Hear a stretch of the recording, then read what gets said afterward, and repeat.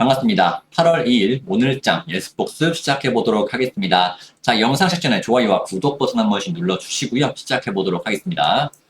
자, 오늘장 시장이 좀 조정을 좀 받았죠. 그죠? 양시장 모두 조정을 받으면서 전반적으로 약세 종목, 하락을 보이는 종목들이 많았던 시장입니다. 자, 코스피 같은 경우는 1.9% 약세를 보였고요.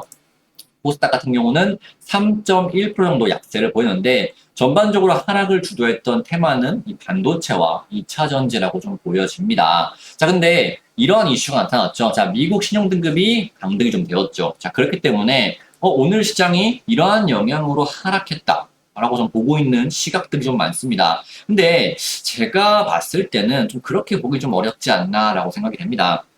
분명 이전이 언제죠? 2011년에 미국의 신용등급이 한번 강등이 됐었죠. 자, 그러한 부분에서 조정을 받았는데 이때는 아직까지 이 금리위기, 2008년 금융위기에 대한 영향이 분명 있었고요. 그리고 해당 시점에 부채 한도 형성이 좀 있었는데요. 그러한 부분이 지속적으로 잘 되지 않는 상태에서 신용등급이 강등되었기 때문에 그때는 분명 이 신용등급이 아시아 시장에 영향을 미쳤다라고 좀 보여집니다. 하지만 오늘 같은 경우는 이러한 부분보다는 최근 상승에 대한 조정, 그리고 제가 봤을 때 가능성이 높은 부분은 이 실적 시즌이 어느 정도 마무리되면서 그로 인한 이 차익 실현이라고 좀 보여집니다.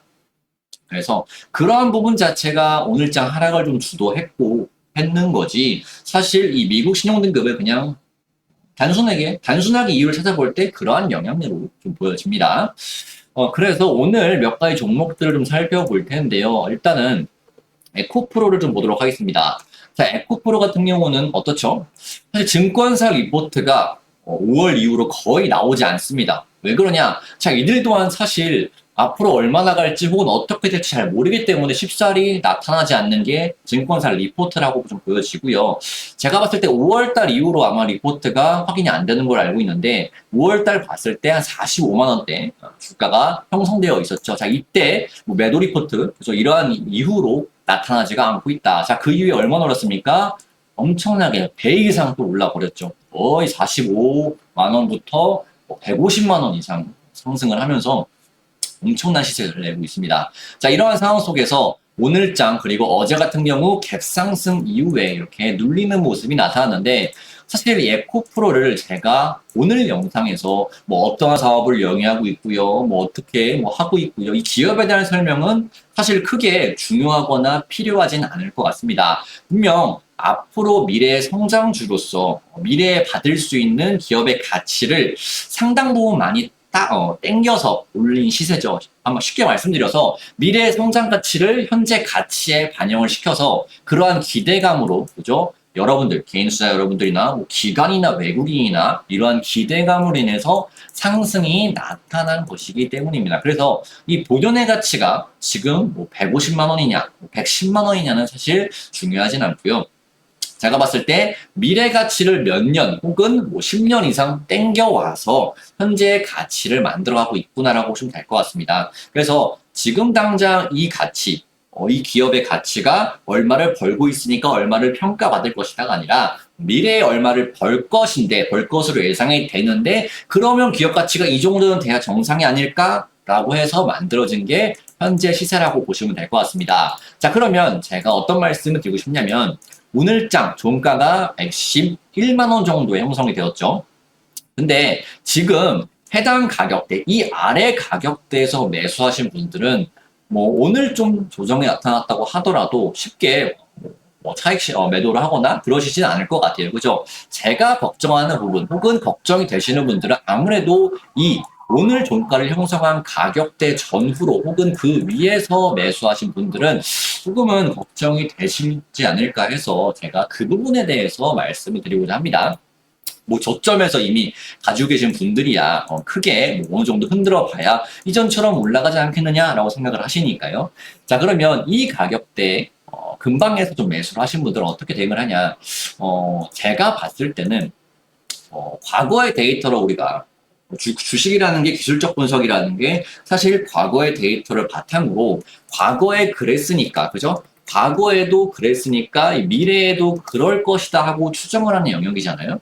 그렇기 때문에 그러한 방법으로 제가 차트를 한번 보여드리겠습니다. 자, 에코프로만 사실 뭐 역대급 시세가 나타나는 것은 아닙니다. 자, HMM도 그러한 과정을 보였던 기업이었죠. 모두가 이 HMM을 매수하던 시절이 있었고요. 엄청난 수익 그리고 엄청난 상승을 보였던 종목인데요. 자, 보시면 아시겠지만 이 HMM도 끝도 없이 상승을 좀 했었죠. 엄청났습니다. 이때 2020년 후반부터 해가지고죠. 2021년 초반까지 엄청난 상승을 좀 보였고요. 자, 그 이후에 어떻습니까? 지금의 에코프로의 주가가 해당 시점인지 이 시점인지는 알 수가 없으나 자, 어떠한 모습을 보였습니까, 여러분? 한번 오르고 나서 바로 꺾이는 모습이 나타나지는 않았다. 자, 왜 그럴까요? 자, 이렇게 시세 상승을 주도하던 수급 주체가 분명 있겠죠. 개인이든 외국인이든 뭐 기관이든 있습니다. 자, 그러한 사람이 이렇게 매수를 할 때마다 물량을 확보한다는 것인데 그 확보한 물량을 단순히 일주일 안에 다 소화하고 차익실을 할 수가 있을까요? 없다는 것입니다. 차익실을 하기 위해서 최소한 한 달 이상은 이 해당 가격대 근처에서 상승과 하락을 반복해야, 그죠? 반복해야 주가를 어느 정도 유지를 하면서 내 물량 또한 차익실을 할 수가 있다라는 것입니다. 자, 그렇기 때문에 지금 HM을 보더라도 상당 기간 고점에서 어느 정도 상승과 하락을 반복할 것이다. 자, 그렇기 때문에 여러분들께서 지금 당장 나는 뭐 1% 손실, 뭐 3% 손실, 아니면 오늘 하락이 나타났던 7% 손실이 나타났다고 하더라도 충분히 내가 대응할 수 있는 영역 자체가 약 한 달 정도는 있구나라고 좀 보시면 될 것 같습니다. 자, 그렇기 때문에 다시 에코프로로 돌아와서요. 자, 보시면 그 가격대가 그저 중간값이었던 고점에 되었던 이 구간 가격대에서 어느 정도 시간이 소요가 되면서 그죠? 약 한 달 정도 소요가 되면서 상승과 하락을 반복할 예정이다라고 보시면 될 것 같고요. 물론 내일장 추가적인 하락 또한 나타날 수가 있겠죠. 당장 여러분들께서 좋아하시는 구간이었던 심리선인 21선을 토대로 해서 21선을 이탈시키면서 어느 정도 물량을 받아낼 수가 있고요. 자, 보시면 해당 가격대도 마찬가지입니다. 자, 21선을 이탈시키면서 매물을 한 차례 쏟아냈으나 또 다음날 아무 일 없이 이렇게 추가적인 급등세를 보였던 에코프로입니다. 자, 이러한 흐름이 당장 한 번만 나타난다? 제가 봤을 땐 아니라는 겁니다. 과거 HML 패턴을 보더라도 그렇기 때문에 이러한 구간 자체 상승과 하락을 반복하는 가격 그러한 움직임이 최소한 한 달 정도 나타날 수가 있다. 자, 그러면 우리가 그러한 시점에서 어느 정도 대응을 할 수가 있겠구나라고 좀 보여지고요. 여러분들께서 이 전고점 돌파, 이 갭상승을 만들었던 전고점 돌파가 나타난다면 이 최고점 또한 다시금 갱신하러 움직임을 보이는 것이기 때문에 다시금 말씀드릴게요. 다시금 저점을 찍고 상승과 하락을 반복하는 그러한 구간 상황 속에서 이 만들어왔던 갭상승 출발했던 이 봉을 기점으로 해서 여러분들 해당 봉을 돌파가 나타나는지 안 나타나는지에 따라서 어느 정도 물량 비중을 축소하는 관점으로 세울 수가 있겠다라고 보시고요. 단기적으로 21선을 훼손시키고 빠르게 반등이 나타나는지 여부에 따라서 어느 정도 여러분들께서 대응하는 관점을 잡아나갈 수가 있다는 것입니다. 자, 에코프로는 제가 여러분들의 관심도 많은 만큼 지속적으로 영상을 다뤄드릴 예정이니까 여러분들께서 구독 버튼만 눌러주시면 누구보다 빠르게 해당 영상을 시청하시고 대응을 하실 수가 있다라고 말씀을 드리겠습니다. 자, 그 다음은 반도체인데요. 자, 반도체 대표적으로 삼성전자도 있고요. SK하이닉스가 최근에 조금 더 강했죠. 자, 그러한 부분에서 어떻게 대응을 할까 봤을 때는 자, 일단 SK하이닉스 한 차례 거래량을 실어서 돌파가 나타났고요. 그죠? 그리고 추가 상승을 이어갔으나 어느 정도 다시금 밀리는 모습이 나타나고 있다. 자, 근데 오늘 종가가 어디에 형성이 되었습니까? 자, 오늘 종가가 이렇게 돌파가 나타났던 이 양봉의 중간값에서 종가가 형성되었다라는 것입니다. 자, 그러면 이 양봉의 중간값을 한 차례 훼손, 일부 소폭 훼손했으나 다시금 종가를 회복하는 모습이 보여졌는데 자, 이 구간이 좀 중요하죠.